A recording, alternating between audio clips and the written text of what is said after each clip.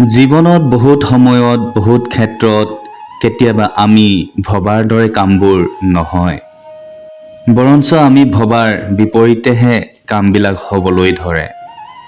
কিন্তু সময়ৰ পৰিৱৰ্তনৰ লগে লগে আমি অনুভৱ কৰিবলৈ লওঁ যে যিটো আমি নভবাকে হৈ গৈছিল বা যিটো হ'ব নালাগিছিল বুলি ভাবিছিলোঁ, সেইটো হোৱাই বৰঞ্চ ভালহে হ'ল। আৰু আমি ঈশ্বৰক ধন্যবাদ দিওঁ। আৰু আমি কওঁ যে যিটো হ'ল ভালেই হ'ল, আৰু যি হৈ আছে ভালেই হৈছে, আৰু আগলৈ যি হ'ব সেয়াও ভালেই হ'ব। আজি এটা বৰ সুন্দৰ কাহিনী ক'বলৈ ওলাইছোঁ আপোনালোকক। এসময়ত এজন ৰজা আছিল। তেখেতৰ এখন ডাঙৰ ফলৰ বাগিচা আছিল, আৰু সেই বাগিচাখনত এজন লোকে চোৱা চিতা কৰিছিল, আৰু তাৰে পৰা যিবোৰ ফল পকিছিল সেই ফলবোৰ ৰজাৰ ওচৰত নিতৌ আনি তেওঁ দিছিলহি।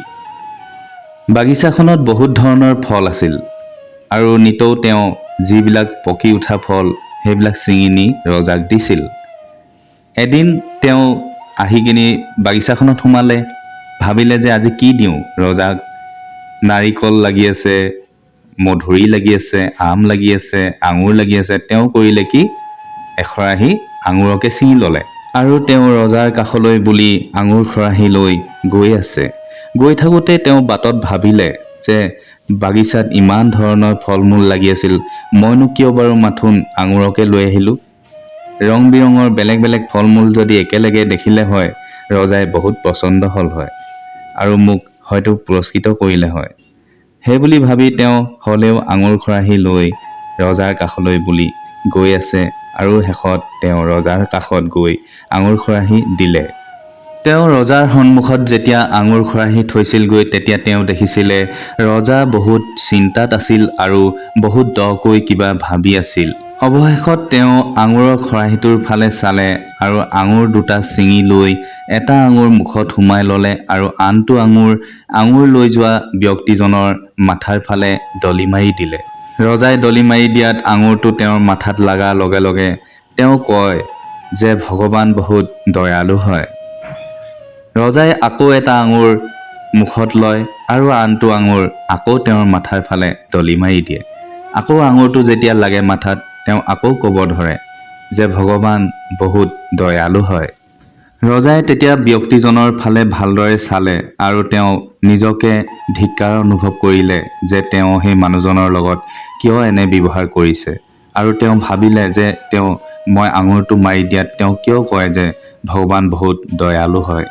ৰজাই তেতিয়া সেই মানুহজনক সুধিলে যে মই তোমাক আঙুৰটো যেতিয়া মাৰি দিছিলোঁ, তুমি কিয় কৈ আছিলা যে ভগৱান বহুত দয়ালু হয় বুলি।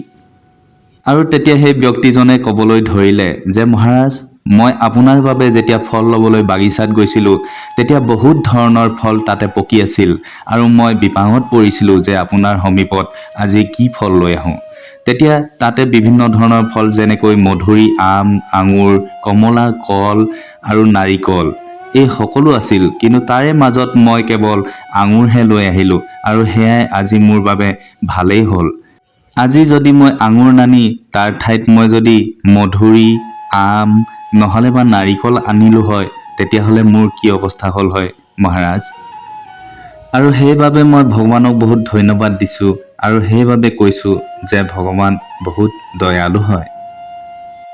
সেইবাবে বন্ধুসকল, যদি জীৱনত কেতিয়াবা নিজৰ ভবাৰ দৰে কামবোৰ নহয়, আপুনি কেতিয়াও হতাশ আৰু নিৰাশ নহ'ব। আপুনি ভাবিব যে ঈশ্বৰে আপোনাৰ বাবে নিশ্চয় কিবা এটা ভাল ভাবিয়ে সেইটো কৰিছে। কেতিয়াবা আমি জানো নকওঁ যে যিটো হ'ল ভালেই হ'ল, মই যিটো কৰিব ওলাইছোঁ নোহোৱাটোহে ভাল হ'ল। সেই গতিকে ঈশ্বৰৰ ওপৰত ভৰসা ৰাখিব, ঈশ্বৰৰ ওপৰত বিশ্বাস ৰাখিব, সকলো ভালেই হ'ব। তেতিয়াহ'লে আহিছোঁ আজি আকৌ লগ পাম এটা নতুন কথা কাহিনীৰ সৈতে আপোনালোকক।